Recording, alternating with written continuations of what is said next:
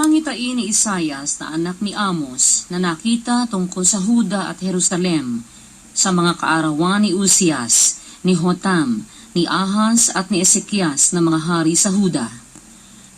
Dinggin mo o langit at pakinggan mo o lupa, sapagkat sinalita ng Panginoon. Ako'y nag-alaga at nagpalaki ng mga bata, at sila'y nanganghimagsik laban sa akin. Nakikilala ng baka ang kanyang Panginoon, at ng asno ang pasabsaban ng kanyang Panginoon.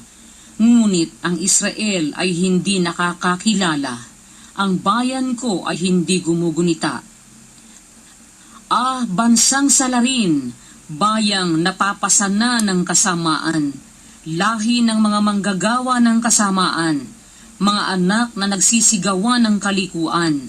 Pinabayaan nila ang Panginoon, hinamak nila ang banal ng Israel. Sila'y nangapalayo na nagsiurong. Bakit kayo'y hahampasin pa, na kayo'y manganghihimagsik ng higit at higit?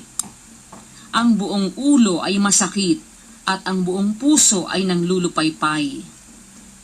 Mula sa talampakan ng paa hanggang sa ulo ay walang kagalingan, kundi mga sugat at mga pasa at nangagnana ng sugat, hindi nangatikom o nangatalian man o nangapahiran man ng langis. Ang inyong lupain ay giba, ang inyong mga bayan ay sunog ng apoy, ang inyong lupain ay nilalamo ng mga taga-ibang lupa sa inyong harapan, at giba na gaya ng iwinasak ng mga taga-ibang lupa.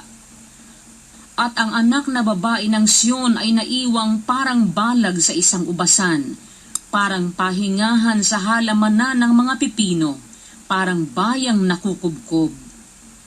Kung hindi nag-iwan sa atin ng napakakaunting labi ang Panginoon ng mga hukbo, naging gaya sana tayo ng Sodoma, naging gaya sana tayo ng Gomora.